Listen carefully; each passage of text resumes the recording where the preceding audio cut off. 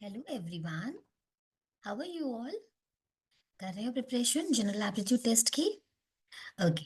ये क्वेश्चंस करते हैं, कुछ रीजनिंग के क्वेश्चंस हैं। Let's start.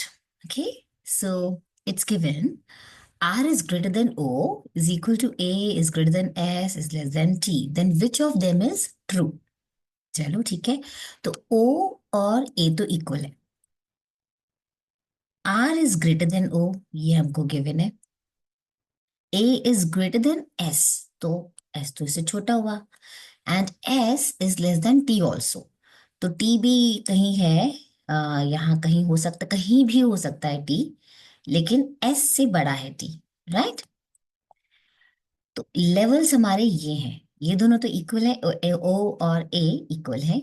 O से बड़ा R है, S से बड़ा A है, और S से बड़ा T है। अब इनमें से कौन सा डेफिनेटली ट्रू है? O is greater than T, नहीं पता। T का तो कोई क्लैरिटी नहीं है, S से बड़ा है लेकिन कितना बड़ा है नहीं पता। O से भी बड़ा है या नहीं, नहीं मालूम। सिर्फ S ये मालूम है, S से बड़ा है T। तो O is greater than T, no. S is less than R, हाँ ये तो ठीक है, S is less than R। ठीक, सेकंड वाला सही है। T बाकी ऑप्शंस भी चेक कर लेते हैं। T is greater than A, no clarity. S is equal to 0, मतलब ही नहीं उठता, गिवन ही नहीं है। T is less than R, given ही नहीं है। T का तो हमको कुछ पता ही नहीं कहाँ पर है ना? तो ये तीन ऑप्शन जो T वाले हैं वो तो खत्म ही हो गए, और x इज इक्वल टू 0 तो है ही नहीं। That means S is less than R। तो इसमें आपने एलिमिनेशन भी अपने हिसाब से आप लगा सकते हो कि अच्छा ये T वाला तो हमें मालूम ही नहीं है, तो T को तो हम कंपेयर कर ही नहीं पाएंगे, और हम अपने बेस्ट ऑप्शन पे पहुंच गए। ये क्वेश्चन देखा जाए, मैंने समझाने में टाइम लगाया है, बट 15 सेकेंड्स में आपका आराम से हो जाएगा। और आपको 60 मिनट्स मिलेंगे 50 क्वेश्चंस करने के लिए। तो आपके पास रफली 1 मिनट पर क्वेश्चन का टाइम है। 15 सेकेंड्स में ऐसे क्वेश्चंस निकाल दोगे तो बाकी क्वेश्चंस के लिए टाइम बच जाएगा, right? Okay, let's do the next question.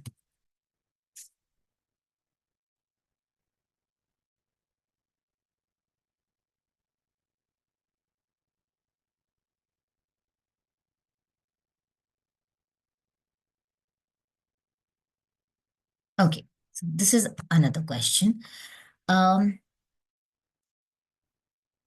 If P is greater than A and T is less than L, then ये हमारे को गिवन है कंडीशन। इसमें से हमें क्वेश्चन मार्क की जगह पे क्या लगाना है वो पता करना है। देखते हैं। सो P is greater than A, P is greater than A, okay, and T is less then L, L का कुछ नहीं मालूम हमको, L ऐसे लिख देते हैं।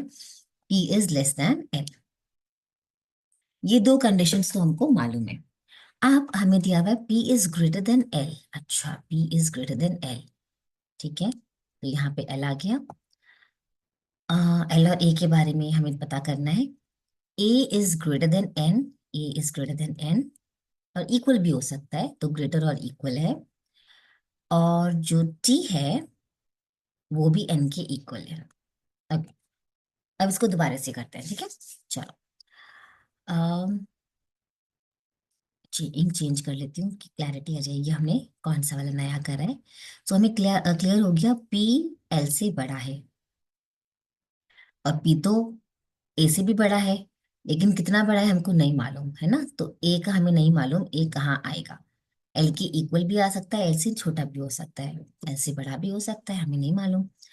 अच्छा ठीक है, A is greater than equal to N, A is greater than equal to N, तो ये इक्वल भी हो सकता है N के, और N से ग्रेटर भी हो सकता है, तो इसको हम यहाँ लिख देते हैं।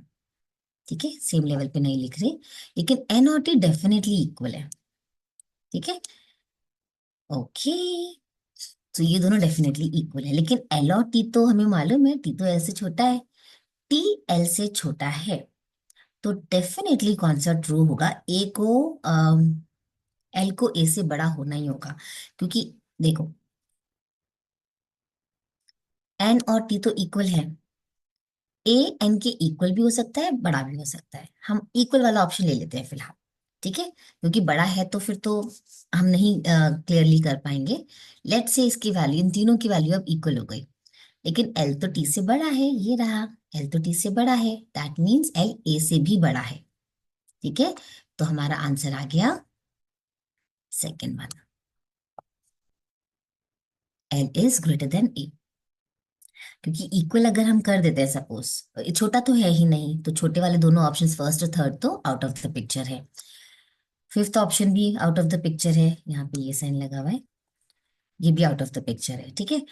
लेकिन अब बड़ा है या इक्वल है वो हमें देखना है। तो इक्वल अगर हम कर देते हैं तो एल, ए एंड टी चारों इक्वल हो जाएंगे। Not possible because L T से बड़ा है, ठीक है। तो इसका मतलब एल को ए से बड़ा होना होगा, so L is greater than A, right. Happy studying.